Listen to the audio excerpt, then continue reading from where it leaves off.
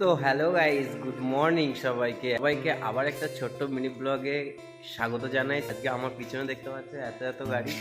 হ্যাঁ, এর মধ্যেই আমি একটা গাড়ি নিয়ে যেতে চলেছি। তো আজকে সারাদিন সঙ্গে থাকো, আর ভিডিওটা ভালো লাগলে অবশ্যই আমার পাশে থাকো, আর ভিডিওটা লাইক শেয়ার। আজকে ভিডিওটা শুরু করছি সকালবেলায়। তো দেখতে পাচ্ছ এখানে অনেকগুলো গাড়ি আছে, আর এর মধ্যে এত সুন্দর সুন্দর গাড়ি আছে এখান থেকে দেখতে পাচ্ছ, পুরো একটা একটা ব্র্যান্ড। চলো বেশি দেরি না করে আজকে ভিডিওটা শুরু করা যায়। তো গাইস, এইটা হচ্ছে গাড়ির চাবি, আর চলো এখন লকটা খুলে নিই। তো দেখতেই পাচ্ছ এখানে লক খোলার সাথে সাথে আয়নাটাও খুলে গেল।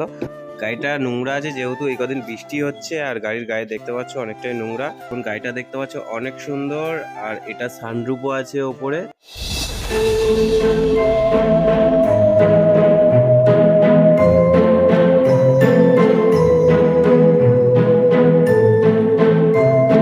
গাইস, ফাইনালি এখন গাড়ি আমি গ্যারেজ থেকে বের করে নিয়েছি, আর এখন আমি যাব যেখান থেকে দাদা উঠবে সেখানে। সো ফাইনালি এখন গাড়িটা আমি স্টার্ট করছি। তো গাড়িটা আমি স্টার্ট করে নিলাম, এখানে দেখতেই পাচ্ছ। আর এখানে ঠাকুরের নাম করে আজকের গাড়িটা নিয়ে কলকাতায় যেতে চলেছি। আর সানরুফেও দেখো কতটা নোংরা, গাড়িটা একদমই পরিষ্কার করে না। আর ফাইনালি আমার গাড়ির পাশে পুকুরটা দেখতে পাচ্ছ, অনেক সুন্দর লাগছে। আর চলো এখন যাওয়া যাক। আর ফাইনালি এখন আজকে যাব হচ্ছে, দাদা আমাকে বললো একটা বাইকের দোকানে আসতে, দাদার বাইকটা ওখানে জমা দিয়ে দাদা আমাদের সাথে চলে যাবে। যেমন কথা তেমন কাজ, দাদা বলেছিল এই যে বাইকের দোকানটাতে আমাকে আসতে। তো ফাইনালি আমি চলে এলাম এখানে, দাদার বাইকটাকে সার্ভিসে দেবে আর আমরা চলে যাব কলকাতায়। দাদার বাইক দোকানে দেওয়ার পরে আমরা চলে এসেছিলাম পেট্রোল পাম্পে। হ্যাঁ, মানুষ যেমন ভাত খায় গাড়ি তেমন তেল খায়। তো ফাইনালি আমরা তেলটা ভরে নিচ্ছি, এখানে দেখতেই পাচ্ছ। আমিও একটু দাঁড়িয়ে পেট্রোল পাম্পে একটু পোজ দিচ্ছিলাম আর কি। আর ফাইনালি তারপরে আমরা চলে এলাম হাড়োয়া ব্রিজ।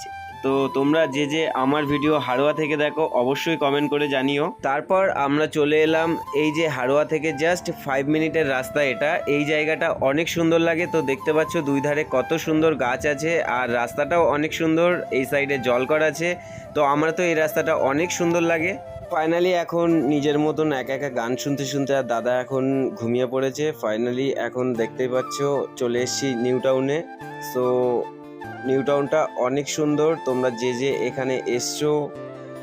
সো ফাইনালি তারপরে চলে এলাম বিশ্ব বাংলা গেট। তো এখানে দেখতেই পাচ্ছ বিশ্ব বাংলা গেটটা অনেক সুন্দর লাগে। আর এই যে আন্ডারগ্রাউন্ড রাস্তাটা করার পরে তো আরও বেশি সুন্দর হয়ে গেছে।